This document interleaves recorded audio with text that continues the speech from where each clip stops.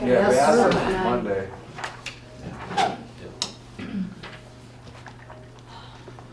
Okay, I guess we'll start off with item 1, personnel updates. We are kind of just working through our, again, typical recommendations we're going to see on the board agenda coming. We did put out a survey. We send an annual intent survey to all district employees, kind of asking what are your plans for next year, just to get an idea for staffing purposes, whether they're. Huh? Is that new? Have we ever done that? No, we've done it for a long time. Okay. We've made it a little more accessible in putting it out, not only through email. I've done QR codes, so people that aren't typically in an office setting can just get it, scan it, and log right in and get it done. This year, I think we've had the highest number we've ever had complete. So out of 600 and some employees, we had 400 responses. The majority of the people are coming back, they want to stay. We have some people requesting transfers or just if something opens up, changing. And through that survey, while it's not official, we did get, I believe, 4 more notices of retirement, both teaching and non-teaching staff. So once they put it in officially to the superintendent, it will be on the board agenda. What usually is kind of their lead time in order to put that request in for? So it's really them talking to their retirement system. We encourage them to connect. So once I saw those responses on the survey, I said, if you haven't already, reach out to STRS, CSRS, or if it's Social Security, get your kind of ducks in a row. And then myself, Mr. Patrizzi, and Mr. Placco meet with them, let them know what it looks like leaving Riverside, severance pay, any other payouts coming, and then what their retirement benefits look like kicking in. Okay. So we work with them pretty closely on it. So I would suspect the 4 that we did get from the survey will be coming in the next month or so. Okay, good. Yep. Typically, teachers finish out the school year. Non-teaching staff can be a little more sporadic, depending on their eligibility requirements. Yeah. Everything that we've gotten from the survey is at least end of year retirement notice. So, Okay, good. yep. All right, thanks. The other things that we've been working on in the HR department, we continue to improve our application and recruitment process. I believe I mentioned the changes with the going to a Google form rather than our administrators and directors making email recommendations last month. That is working very nicely. Right now we're kind of living in both worlds, our old tracking system and then responses from that form. So you will be seeing those changes on the board agenda, just kind of streamlining the language and what it looks like for recommendations. In addition to that, right now when we have people applying from externally, they're looking at our employment page. There is a link on there where they're filling out a Google form to apply rather than having to come in and get a paper application or print a paper application. We have further been able to streamline that, and now we're going through our electronic contract system, MySEView. They've taken our paper contract and turned it into an electronic document with a link that is fillable right when you click on it. So my proposal was to have that go live on March 1st for us. It really helps us streamline external candidates. I'm also posting on Indeed for non-teaching positions. We post on Frontline and AppleTrack for both any school-related position. So right now I'm getting streams of recruiting applicants or candidates from 3 different areas. This will allow me to use one link in all of those places, and it comes to us daily in a report. So is that gonna replace the certified, It one that's will. on AppleTrack? No. You'll still have to do all that? We'll still keep it on AppleTrack for certified. There's a lot more information in there. This really is just our classified and exempt job Okay. applicants. So it's coming along really nicely. We've made some good improvements. Good, that kind of seems the way everybody's going, and Yep. it is much more, Yeah. less hassle. I guess, And for we everybody. have verified that it's mobile friendly as well. So you don't have to be sitting at a computer. You can do it right from your phone, filling out the boxes, you're initialing, you agree, you understand there's a background check. Everything that was on the paper form is on the link. Okay, good, thanks. Anything else? Working to coordinate non-teaching professional development for March 3rd. We will have 3 different sessions for our non-teaching staff. Kind of various people coming in, someone from the ESC, and then we are finishing up a rotation with the fire department. And then our school nurse, Heidi Perry, is also finishing a rotation on medical devices and uses for our staff. So they will be in on March 3rd for the day in the afternoon. Dr. Malacca and I are working together to kind of have a celebration for all staff district-wide. Dr. Tino will be kind of presenting to them as well. So we'll have all staff together here on campus in the afternoon on the 3rd. And there is professional development for our certified staff as well. Is that a day off? Yeah, It's a teacher, it's a teacher professional and development day, service yeah. day. What day of the week is that? Monday. Monday. Okay.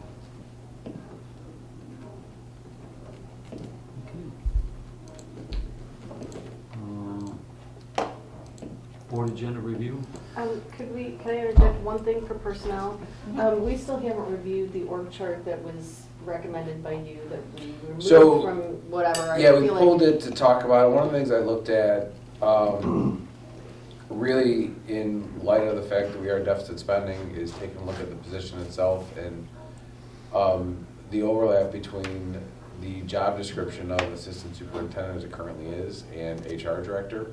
When I looked at that, there are 14 items that are directly word for word in both, which causes a bit of redundancy. So it's looking at what the new org chart looks like, and do we truly need the assistant superintendent position? Or we need a person, but do we need it as an assistant superintendent, or do we need it as more of an executive director type position and not replace the assistant superintendent? Are we gonna have that conversation in an executive session anytime soon? I mean, time is of the essence to figure this stuff out. Yes, yeah, Can we do it at our next board meeting? we can put it on for the next board meeting.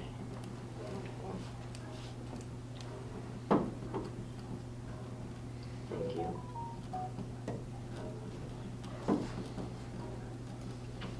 That's all I have. Thank you. Go ahead, Gary. All right, for board agenda review, as always, we'll have our monthly financial reports. The next thing on the agenda is, we do this typically around this time of year, we do our annual transfer to the athletic fund. Now that football season's over with, football season's when they generate the most revenue. And obviously after that time, the winter and spring sports don't bring in as much revenue, so we support that with an annual transfer. It's also an agenda item out here. We're looking to increase it by about $25,000 this year.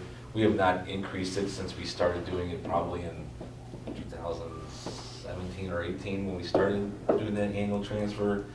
And obviously with inflation and increased official pay and all that stuff, it's becoming unsustainable to keep it at that amount, so we're just gonna increase about $25,000. So how much was it?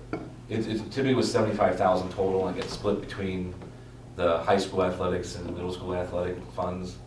So now it'll be 75 to high school fund and 25 to the youth fund. Interestingly, it used to be 100, back when they used to do really interesting calculations with fees. Yeah.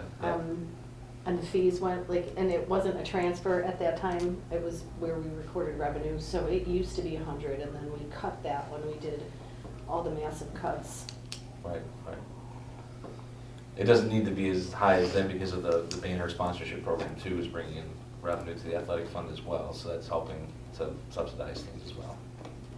So the previous transfers have been, you say, 25,000? It was 75 in total. 75, Yeah. okay. Now it's 100,000. Now you're going to 100 with 75 to 75 to high campus school. to, And then 25. And how much did we raise in the banner sponsorship? This year it was slightly over 50. The year before it was, I think, 43. We also, in the past, so like one of the larger expenses of the athletic fund is like the football uniform reconditioning, and they send them to get repaired and replaced, and helmets and things like that. We had in the past taken that out of the general fund, and we had moved that over to the athletic fund when we started doing the transfers. So there's that aspect as well. So to me, it made more sense to have everything in the athletic fund than having things split out, because it's just harder to track. And then, how much you spend on athletics? Well, we got some over here and we got some over here. It should all be in. Is that reflected on our 5-year forecast at 100, or are we going to change the forecast? We'll update the forecast in the next one. It was originally 75.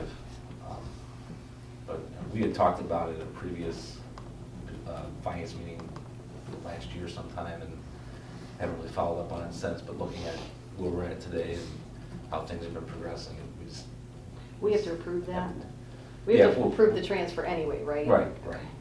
And in the past couple of years, we've done our $75,000 transfers, and in June, we've transferred a little bit more because we got to the end of the year, it was a little bit shorter, so we've kind of already increased it indirectly by making 2 transfers a year, basically bailing out at the end of the year if we needed to, so it's just time to up that a little bit, so we're not running into an issue. And as a reminder, we added 3 varsity sports. We added girls wrestling, girls golf, and Gymnastics. gymnastics. All of the supplementals come out of the athletic fund, do they not? They come out of general fund. They come out of That's what general. offset, well, the pay to participate fees go to general fund and the coaches come from general fund. It doesn't, it's not a full. It's not full. it's And not- what about transportation comes out of the general fund also? We do That still does as well too. So, It'd be too hard to break that out because. you right, have I to go get it, through- but What about the pay to participate fund? Wouldn't that be more applicable to the athletic fund? It goes to the general fund to offset the coaches' salaries. That's how we've always have done it. Oh, okay, but when you're doing your thing, doesn't that amount of money go over into the athletic expenditures? Or is that still over here and not kind of over here showing that this is what this cost us? It's, the pay to participate is shown as a separate revenue line in the general fund, and we do the transfer out, which you could correlate to the pay to participate, depending on how you look at it. It's it would be super interesting if we, and I'm not suggesting that you make changes to how everything gets recorded, but it would be interesting if we started accounting for things all in the one fund to see how much it actually really does cost us. I get it, the transportation isn't that easy to do, right. 'Cause in the but if we had past- some standard costs that we could, a run costs X dollars if it's this much time. It would be interesting. I know that like some other districts will actually charge all the to the athletic funds, just like we do with food service and, well, so back during the financial crisis, time, the previous treasurer was here, we did pay to participate based on the actual fee Mhm. charged. And we tracked was, it. It was $1,000 for golf, $1,000 for football. It was pretty challenging for our families, but the previous treasurer would have to pull all of the field trip forms from the transportation department, go through hundreds of sheets of papers and add up the mileage and the time and the hours and do a calculation of how much it costs to drive the bus, 'cause it's not like, it's not separately broke out, Right. it's part of the day-to-day operation. And it was a year in the rear too, because Right. if you're going to different places or you have different away games versus home games, it changes your So it transportation was, cost. I mean, it took. Number of weeks. participants is different because Figure it out. your divisor is different, so. It was really easy when we outsourced transportation at the district I worked at. It was like, here's the cost. But I know we don't do that. But again, it would just be interesting to get some information on how much all that costs. And when we transfer $100,000 or whatever it is that we decide we're going to transfer, is that really covering the full cost of the athletics? Not that I'm No, there's still. suggesting that we're going to do anything differently. It just, again, people don't realize the There's- amount of cost that's kind of wrapped up in the general fund that really isn't There's a lot of fees and general fund equipment that related. people just don't understand. Right. Right. Right. Yeah. And even like the Gridiron Club, they're, it's like our booster groups can't pay a coach directly, it's against the law. Right. So we have to employ them. If the booster group wants us to hire extra coaches, we employ it, they reimburse us for it. So I'm gonna invoice our Gridiron Club, they brought in 2 high school and 2 other coaches in this 7th, 8th grade time. It's like $21,000 that we're gonna invoice them for, reimburse us for, just for those 4 coaches. So it's definitely a big cost. They have separate cost centers though, so like, I don't know that it would be that complicated to pull all that data, because all the supplementals have their own cost center. It's the transportation piece is the tricky part. The rest of it's pretty simple to pull. But yep, that's all sitting in the general fund. Okay. Also, that knocks out agenda item 4 there, but also on the board agenda review, just a few other things. There's a annual small contract for PSI for nurses for the Washington DC trip, the Lamouth Cincinnati trip, and then the camp at Lamouth. So you'll see that all on there. There's also a contract with KidsLink, which is program similar to Mentor Cares, but they don't have any availability. It's down in Streetsboro. that It's in Streetsboro. We have a student that, It's just started there on Tuesday. Who Mentor Cares doesn't have Mentor space? Cares doesn't have any space currently. so that contract's on here. That's such a good place. We have an agreement with the ESC in Northeast Ohio, which I think we'll talk a little bit more here in a few minutes. And then we have our typical then and now certificates. You will see RFC contracting on here for $82,000. We approved the contract for them way back in June of last year. We've never been invoiced and we forgot to do a PO. So that's getting everything caught up of what the work has done from the last 7-8 months. And where's that coming out of? It comes out of PI. It's encumbered now, but we didn't have it encumbered at the time, and so we had to just board approve that, so. It's nothing new, it's something we've already had in place, just administrative oversight both on their part and our part, because if we started getting invoices 6 months ago, we'd go, oh yeah, we didn't do this one. Is there any way that we can get some information on who we paid for all these contracts that we have, both encumbered and paid? Because I realize that if I ask you for payments, it doesn't include things that are also encumbered that we have outstanding. For TDA, Cleveland Construction, and Roger, and also our attorney, for 24, 25, and 25, 26. If we could get that information, that would really be helpful.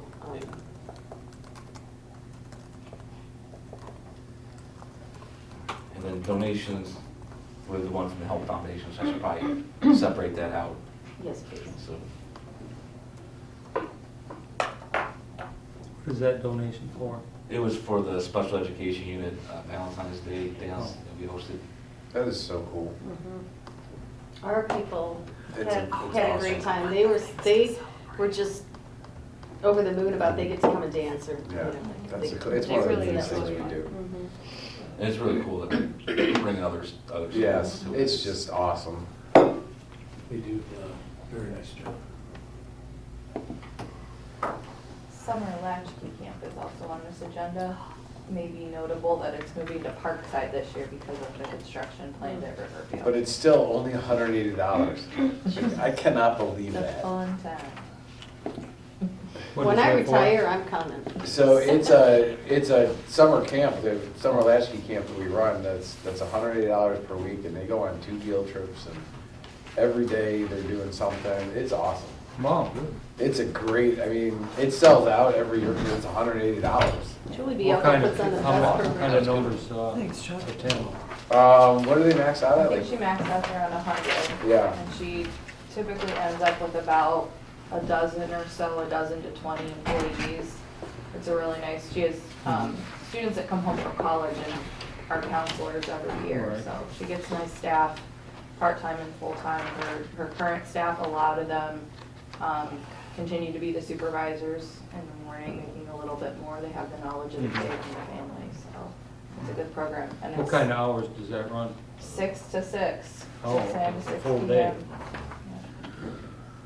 So registration is starting. $180 is cheap for the parents. I was gonna say. yeah, it is Trust such me. a deal. Trust Like, me. it's- Which is why it sells out. Yeah, Yeah. well, that's a nice program. Julie does a really She- nice Yeah, job. she She can up does a it. I fabulous bet. job, yeah. I love it. Just looking at the schedule makes me exhausted. I know, right? I know. Things they're doing. Right? I was there for a couple hours, and I had to go. It was way too much. They do more in 2 months than I do in a couple of years. That's what I want to do when I retire, is like go work for summer camp, because it's a good time.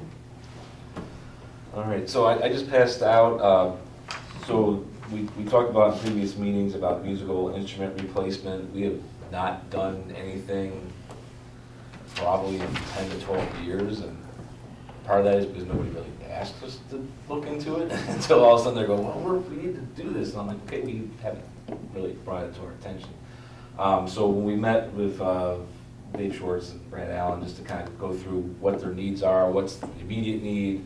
Obviously, I think the entire cost of replacement was around $300,000 to replace everything at once. They don't need everything at once. We kind of went through what's the highest priority items that they need basically this year coming up.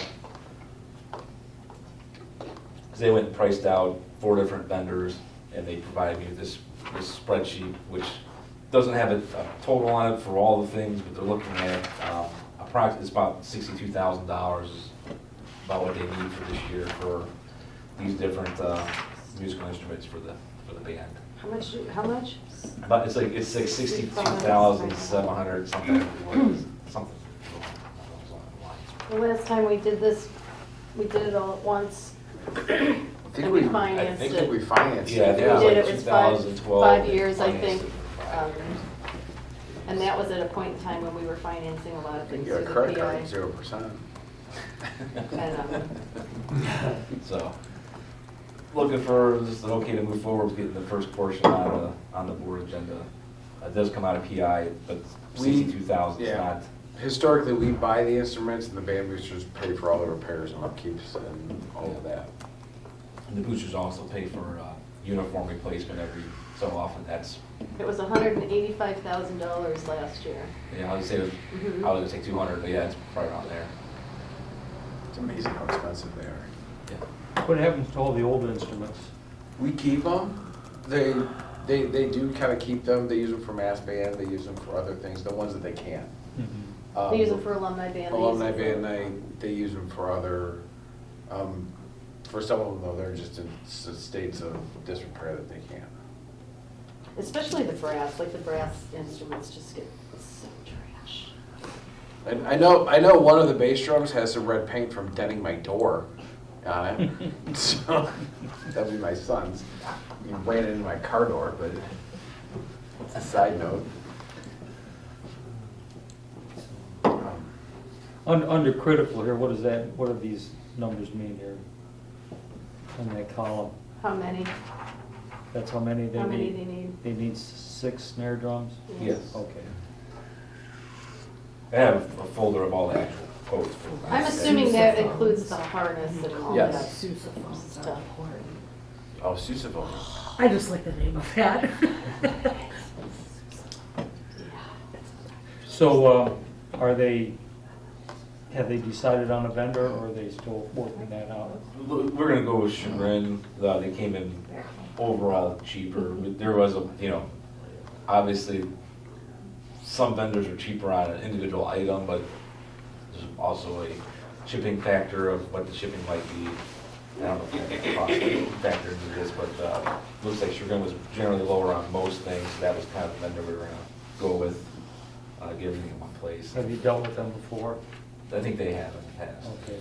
And they're local, but some of these other ones are not. as- Right. as local. Okay. At least that's my understanding. Yeah, they're right, man, part of Chagrin Falls. I'm gonna jump ahead to just talk about the state budget real quick, which is on the agenda, and then we'll go back to the ESC. So, the governor's proposal came out, simulations were released last week. One of the things that DeWine mentioned at his press conference was that they were cutting the guarantee because the state doesn't want to quote-unquote fund empty chairs, is what they're saying. We're on the guarantee, obviously. So when they say they're cutting the guarantee, you mean like they're just eliminating it, or they're just reducing it? They're reducing it, so it's supposed to be 95, basically 95% in year 1 and 90% in year 2. However, when the simulations came out, it actually showed us with an increase of about 200,000 next year and another increase of 60-some thousand, I think it was, which doesn't make sense to me, like how the guarantee can be lowered.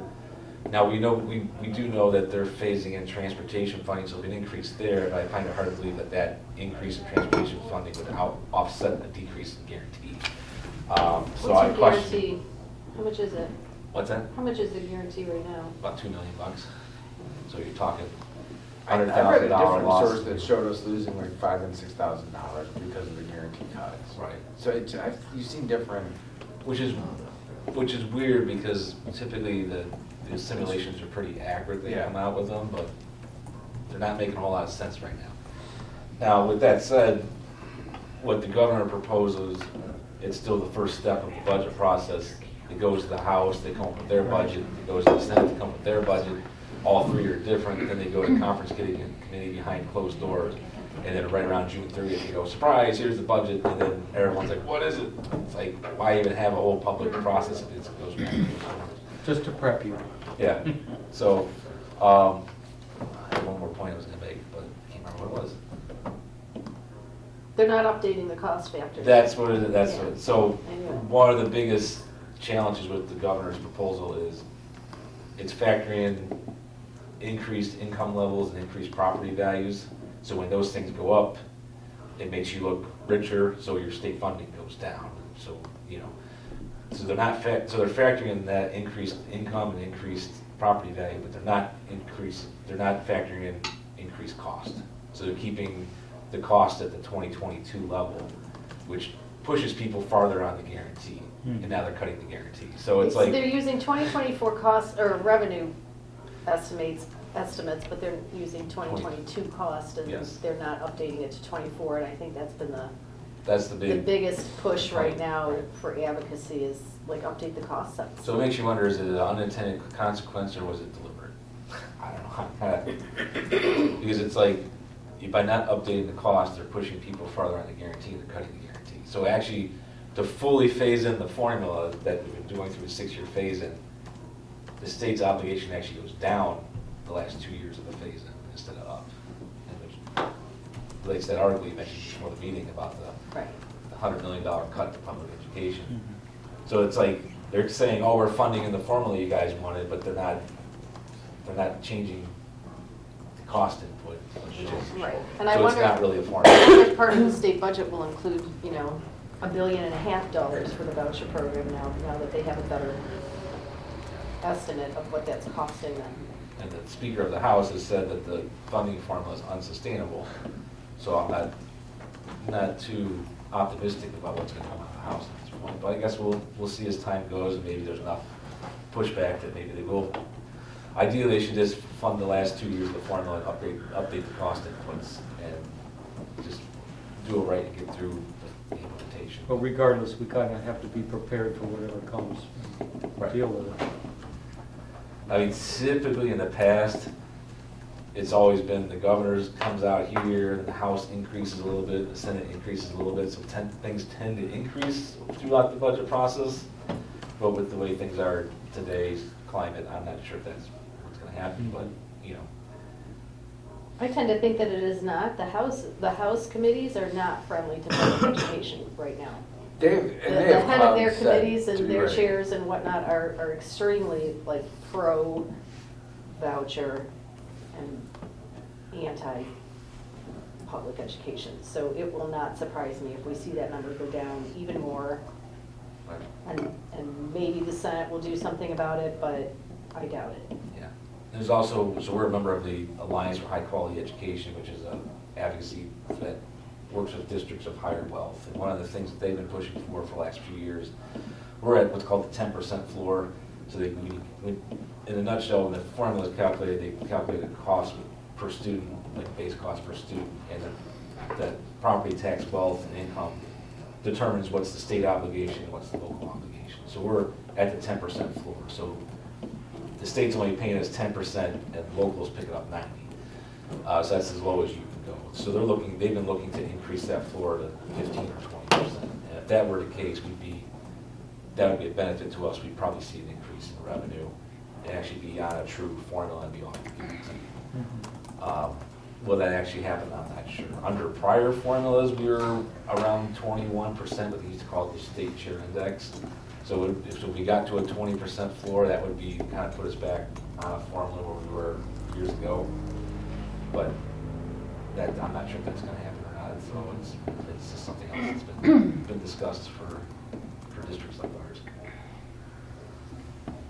I think the updating of the cost sets to 2024 data, which is available because the CUP report was out, everything's out. I mean, they have the information, is one of the biggest advocacy opportunities we have as we go through the budget process. And if we can write letters and individually, we can go down and testify. I mean, if we have the opportunity to do that, I highly encourage it. So. And then the last two items on the agenda are basically related. It's the ESC alignment, I should say 25 to 27. As you know, we gave the ESC Western Reserve notice of ending that contract back in December. We are looking to align with the ESC of Northeast Ohio going forward. We're kind of on the fence about which way we're going to go. We've kind of decided that we want to make the move going forward. I don't know, Chris, you want to say anything about it? Yeah, it was a decision that we really took, put a lot of thought into. It's not just, we're gonna switch. We looked at services, knowledge, the way that we, response time, just the staff that they have, the professional learning opportunities available for everyone, teachers, paraprofessionals, as well as just their willingness to be flexible. We talked about, a great example is we were sending the ones to Streetsboro for a program because CARES doesn't have an opening. In a conversation with the ESC of NEO, they were like, well, if that's a need, we can start to spin that up and put that up a little bit closer. So their willingness to be creative and to do some things are great. They're, Well, what options would they have?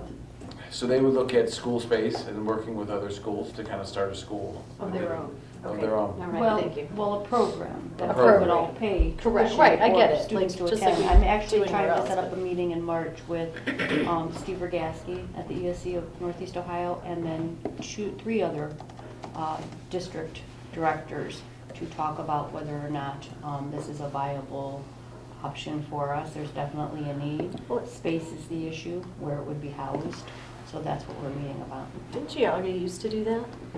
Geog. When ESC wasn't, We had Metzenbaum. they had Metzenbaum Remember- Center. So this program that I'm looking, so we're looking at the possibility of bringing to Lake County area, that program is actually housed in the Metzenbaum, they lease that space. Okay. That's Similar, what so we're- it's similar It's very similar format. to like the Board of DD Broadmoor Correct, program. okay. But we have a need because Broadmoor has a 2-year waiting list right now.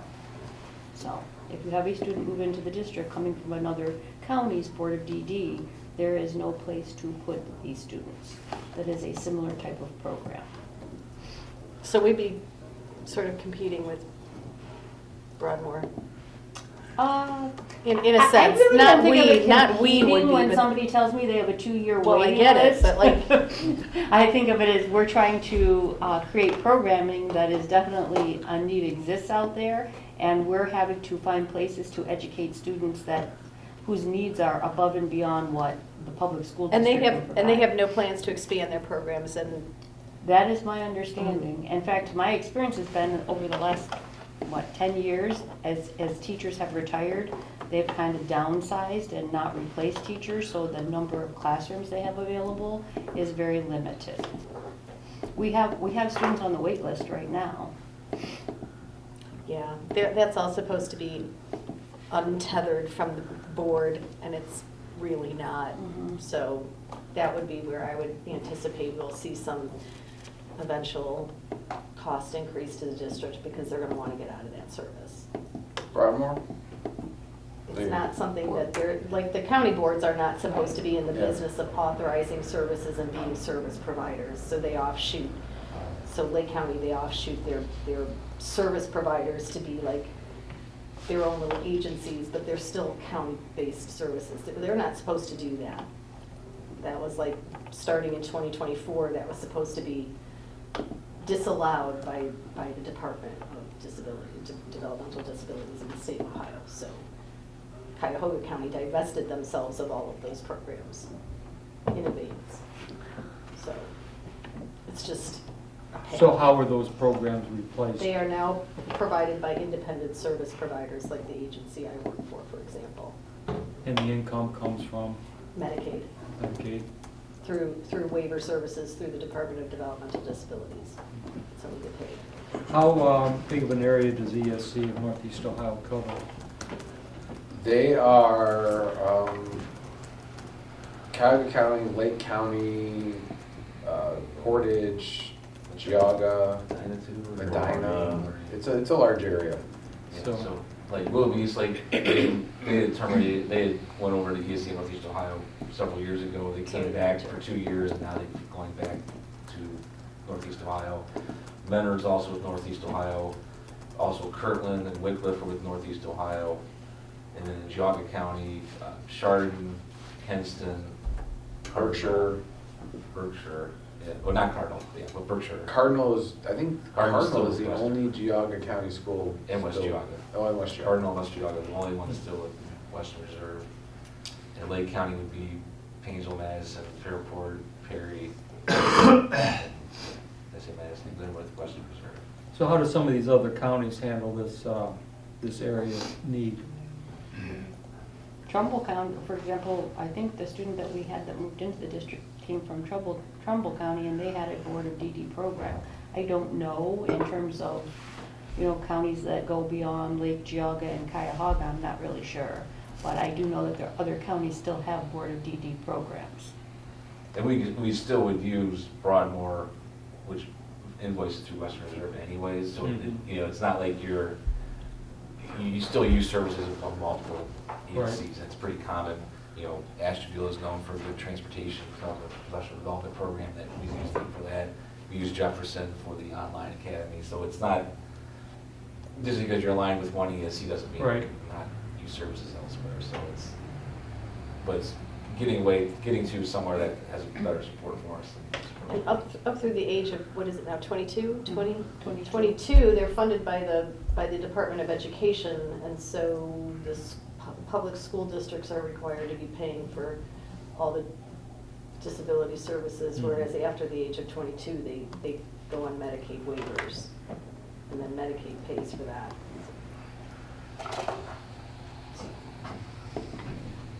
So the school districts, they see no real reimbursement, just the costs. Well, From we get the educating special those- cost, we get those special cost reimbursements at the end of the year, but it never covers, sometimes it only covers 30%. We get it back to the state 2 years later. We report all that cost to the state of Ohio, but then we get a reimbursement of however much money they have in the pool and however much money people have reported as their costs, and then you get like this little fraction. We also do participate in the Medicaid school program, so we can reimburse for certain services, not all, but some services we can reimburse for. And those are medical services though, for the most, No, like medically, well, you know, like we- PT, OT. Exactly, we bill for, speech, PT, OT. We can bill, the psychologist bill for the evaluation component of what they do. We can't bill for intervention specialist services, but we do bill for the related services in terms of therapies, evaluations, et cetera. It's expensive. What kind, number of students are we talking about? I think we talked before, maybe there's 12 or 13% of our population that We're between requires. 10 and 12% special ed population in this district, and that's been pretty stable over time, at least over the last 15 years. But that's all of our Yeah, that's special not ed all. kids, That's not all, just the yeah. ones that are in That's special everybody. programming, you know what I No. mean? Like, so, if we had, would you say 1 to 2% go, who's out of district? Do you know what the percent is out of district? No, but I could easily figure it out, I Yeah, have I my was gonna say, list. yeah. I mean, I could tell you the percentage of students that are placed outside the district. Unfortunately, we're in a situation where needs of students are increasing significantly, and the programming that public school districts have is not able to meet many students' needs. So we are having to look elsewhere for these services. And when you have agencies that are telling you they have a 2 to 3 year wait list, it puts us in a little bit of a dilemma in terms of, you know, where we're going to find programming. So we are going, like, for example, the Kids Link, that's out in Streetsboro. I mean, I went out there, I visited the program before I agreed to place a student out there, and it's a hike. How does that child get back and forth to Streetsboro? Private transportation. We pay for transportation. And roughly for that segment of the thing, what are our costs approximately? So the tuition is in the contract, that will be board approved on, Well, I'm not talking about that one individual, I'm just talking about everybody that kind of falls into that? Oh, particular off the top category? of my head, again, I would have to get the total numbers together and then look at where they're at. I mean, we could tell you specifically what the tuition is for CARES per each student. We could tell you what the tuition is for KidsLink. Broadmoor, there isn't any tuition, so to speak, but we do pay for the services because they contract through the ESC of Western Reserve for teachers and now also classroom assistants. They didn't used to do that. And do they divvy it up, like how many kids are in that class? So our costs could vary. Correct. Depending And on that's how many the- students are in That's that the class. ESC programming as well. So it's always based on the number of total students calculated by the total cost to run the program. Mhm. And that's what your tuition pretty much is. We could easily figure that out by just like spouting out the number that we reported on the cost reports in any given year. And it's a lot. It's It's a lot. significant. Oh, yeah, it's very significant. I was just wondering, going forward, how do you see things changing? Well, that's why we're meeting to try to bring some programming closer up this way into Lake County. I do have a couple of students already on the wait list at CARES. It's a very, very high-quality program, and it's close. So I much prefer to send students that need that type of programming to CARES, although the tuition there is pretty hefty as well. I mean, they're In the pretty mid-70s. comparable in terms of the tuition. The one thing that I will tell you that I'm very pleased about is we used to have requests by parents to send students to the Cleveland Clinic Center for Autism, Monarch School, and we're able to meet a lot of our students' needs in-house. It's just, a select number of students that need more programming than what we can provide, but we don't have any students in those other programs. So it's mostly CARES, KidsLink, we do have kids at Footprints, we have kids at Reeducation, Educational Alternatives. I mean, but those are pretty local. But I can certainly get you total numbers of how many students are placed outside the district, and I'm sure we could generate a total cost for that as well. That's on the foundation report too, isn't it? The payment reports, like you can actually dig down into the payment report detail and get your number of kids in different levels of services and whatnot. You can, yeah. Takes a little digging, but Takes a little digging, you yeah. can get there. It'll tell you where they are, like, There's 6 different categories of special education based on their severity of things. And Yeah, if I could get some of that different information, the levels and where they go for the certain things and what we provide, I think it'd give me a little better picture of how the whole system works. So I appreciate that, give me that. Thanks. Yeah, that's not the only reason why we're choosing the ESC of Northeast Ohio. I mean, there's other professional services that we're selecting. We think that it's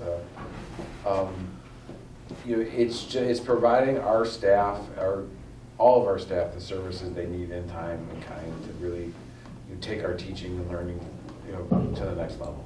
So we're excited about kind of the switch and the transition and the support that they've offered, and the support they're going to continue to offer along the way. Good, okay. And part of that, this kind of leads to the next agenda item. So there's our RAVE program, which is our vocational education program. We currently pay for a supervisor through Western Reserve, and I don't know what the annual cost of that is. 12 to 15,000. This year, we cut it in half this year, it's 12 to 15,000. We're looking at, we have an employee in-house which already oversees the program. We're looking to provide a stipend to that individual to take over complete management of that program. And so it's to help give them, and give them 5 extended days for a transition. So it will reduce our cost for that program by not paying for this extra supervisor through Western Reserve and bring it in-house with the current employee who's already doing the majority of the work as we've been trying to reduce those costs. So that's something we're looking at. We're looking at what to do an MOU with RLEA to document what that looks like. Would result in cost savings, but also it'd be our own employee overseeing it, and then we want to have, because sometimes we have back and forth of how many days do we need from the supervisor, Are they actually working on, are they? Is that a teacher or a It's an job coach, intervention- employment specialist? So it's an intervention specialist. She also has her transition to work certificate. So, but it is an intervention specialist. So it's a teacher. Mhm. And would we still have to employ the services from the ESC of job No. coach, No. employment service specialist, whatever, transition? We would need job coaches, but I think we We pay. we already our have job We coaches are- coaches. I employ know we the already job have coaches, job. correct. So really, we would just be, we would be transferring the coordination from what this ESC employee does over to the teacher. So it would all be pretty much, In-house yeah, supervision. it would be, yes. The other one that's out there, we have a special ed supervisor that we employ through Western Reserve. We contract through them. They charge us an admin fee for the services to employ the first 5%. 6%. 6%. Sorry. Because we signed it 1 year. We are, in aligning some things and being transparent, we would like to bring that supervisor in-house. We currently have one supervisor who is our employee. We actually have two. We have two. I'm sorry, we have two that are our employees. We would just bring the third in. The position is definitely needed with all of the oversight for special ed.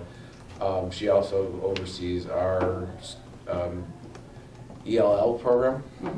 Are these teacher positions? or No, These are no, administrative they're- positions. okay. They're supervisors in the administrative handbook. We want to post for that position. Obviously, we have the best candidate who's out there. We know who we currently have through the Western Reserve. We would encourage her to apply, but we're going to put it out there and post. Saving us money in just the fee, or are we gonna have? to It's pass that about a on as- wash. It's a wash. Yeah. And it's what, it kind of ended up getting where it is today, because at one point, like 4 years ago, it was a part-time position. So it was through Correct. ESC, we made it full-time. Mhm. I don't know, I always 2-3 prefer years having ago. our own employees than And we're having treating somebody. one person differently than the other two. When it's part-time and somebody wants a full-time job, you can split a person between two districts, Right. which makes it nice, which is why we're using ESC. But when it's full-time, there doesn't make any When sense it to is, outsource. when it's full-time and you have those and you make those decisions, like, they need to be ours. And we did that with the Sykes, Yes. which has really worked out well for us. You know, we want to keep our employees to be truly ours, so.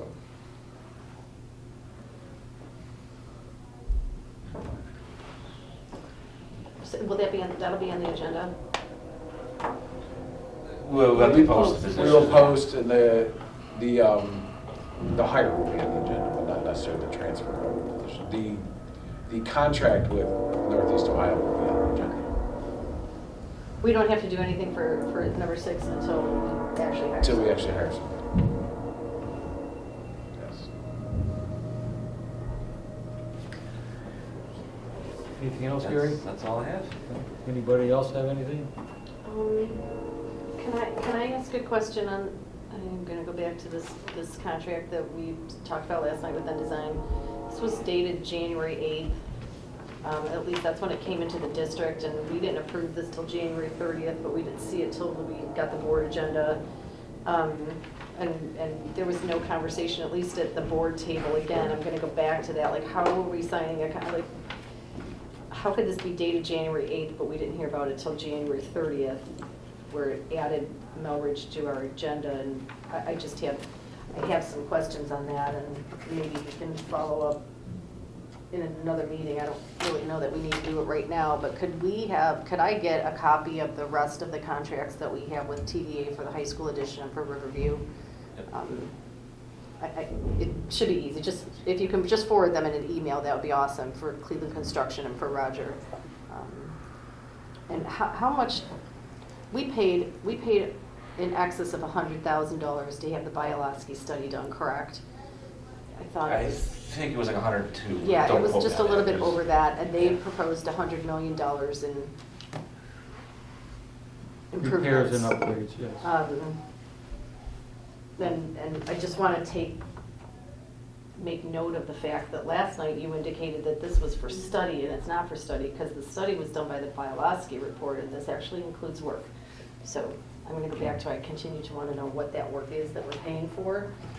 So if I can have some information on that, that would be great. And for our next meeting, can we get an update on the 5-year PI forecast? Yeah, I was planning like on kind of doing to that, maybe two so. versions, like what it looks like right now and what it would look like with all these things that we are proposing, because again, my concern is that we are going to overextend our PI fund to the tune of, you know, like whatever it is that we propose to finance, and that we're gonna finance this stuff for so long that gee, we want, now we're talking about Lamouth last night, oh, okay, we'll never be able to start that project because our PI fund will be so encumbered out into the distance, and we worked really flipping hard to get debt service out of our PI fund. We went down that path. When we didn't have any dollars, we were funding things and we were financing a lot of stuff back in 2012, and we moved off of that model, and the PI fund is now unencumbered with debt service. And I want to know, like, how much is that interest going to cost us, and these plans that are being put forth. You know, previously, this district was criticized for the plan that we put forth for the high school because it wasn't cost appropriate. We don't know what our costs are. We had more data on what the costs were, but now we're proposing all these contracts and we don't even have any costs. So I'm confused on how this is different than the last proposal we did for our Let me high ask you school. something. How would you propose paying for those necessary improvements? Let's say we have 100 I million. don't know, but that is something Well- that we should have talked about. Well, do you have a suggestion how that can happen? Because we have, let's say, regardless of any new additions, according to Bialowski, there's $100 million, $98 million that we need to spend to bring existing facilities Yes, I up to understand. speed. So how would you propose we So pay in for the that? past, when OFCC came in and did the same studies that Bialowski did, maybe not as extensive, their idea was we're not going to help, they certainly didn't want to help fund or improve buildings that they considered should go away, which quite frankly, every building in this district, according to the OFCC, should have gone away except for Lamouth. So at that point in time, right, how are we going to do that? Well, we're moving forward with that process now, but we're not considering putting any levy initiatives on the ballot. I don't know, we haven't talked about it, and I'm not gonna sit here and try and But what would you have that bring? What would you conversation. bring to the table? I don't know though? what I would bring to the table. That's for 5 people to have that conversation, for our treasurer and our superintendent to come with some direction on if we want to do all these projects, how are we going to pay for them? That should have been a very first conversation we had before we started talking about adding and adding and adding and adding. We now have 3 projects, which we only voted on 2, but we've got 3 projects running, and we still don't know how we're really paying for them. And I'm going to tell you, I'm continually going to be concerned with if we overextend in the PI fund, we are going to have to ask the general fund for dollars to transfer over into finish these projects. And if we get funding cuts from the Department of Education, an idea, like I envision it, I'm seeing it, we're gonna get funding cuts from the Ohio budget. I don't know how we're going to do all that. I think we are very short-sighted. I wanna go on record, I wanna make sure that the public hears what I just said. We are short-sighted. We haven't discussed that at the table, not at all. Okay, so we're obviously going to see cuts in funding to the operation budget, right? From the state and the feds. Correct. Okay, so then we have the PI fund. And the PI fund is certainly not as great as we would like it to be, but we do anticipate certain revenues going forward to be there that won't be affected by the state cuts. My And- concern, again, is if we are short-sighted in what those projects cost could be, because we still don't have cost data. We don't have financing information, I don't know what the interest rate is going to be, and we are planning on encumbering a PI fund for a series of years, of which I don't know yet, because we haven't determined how many years we're gonna encumber those Well, funds. if we didn't do that, how would you propose using those PI funds?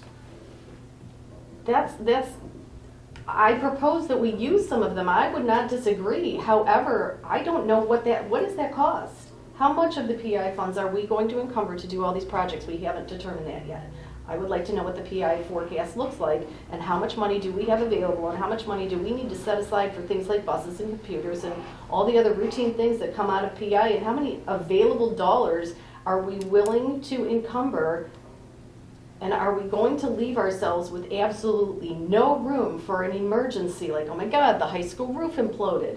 Like, what happens when that happens?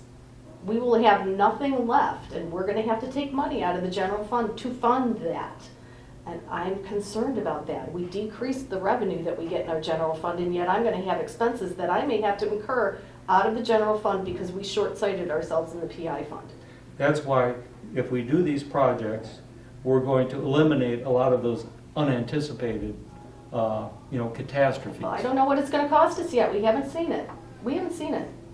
So I believe we've gotta have that, we've gotta have a plan. We don't have a plan. We have no financing and funding plan for that right now. I haven't seen it at all. Well, I think, we're still in our information gathering phase with the consultants, and we have a general idea on what some numbers are gonna be. We put the But cart there's before the still a horse. lot more, finalization needs to be done, but we do have a pressing need for space that needs to be addressed, and that's why we're I'm trying to not hopefully disagreeing, but address that. unfortunately, what we're doing really isn't addressing our need for space. It's really not addressing the need for expanding space needs because we have people building homes, and that's not even being addressed, because basically what we're doing is we're moving the people that we already have in our buildings. We're moving Buckeye trailers into facility, and we're moving kindergarten. I mean, we're building kindergarten and preschool. Should we just buy more trailers? No. We haven't had that conversation in a real sense. We haven't. We're not planning for expansion purposes. We're planning for just redirecting what we already have. When it comes to Buckeye, we're gonna get rid of the trailers and replace them with a. How is that adding students to that school? It's not. How is that adding space for new students that we're going to get from expanded housing developments in this district? It's not. Well, we will replace the 6, and we'll add 2 more, maybe we'll add 4 more. We're not sure yet, but that is part of the process. We're going to upgrade the existing school so it meets more modern standards, it's more efficient to run. Which was not recommended by the OFCC To be not efficient? to be improved. The OFCC Their idea was recommended to replace it. replace Well, it. to replace, sure, okay, yeah, they're Replace. always gonna say that because, that's what they have to Cost say. data says it's more But- effective. But we have, we can redo the existing Buckeye facility for half the cost of new construction.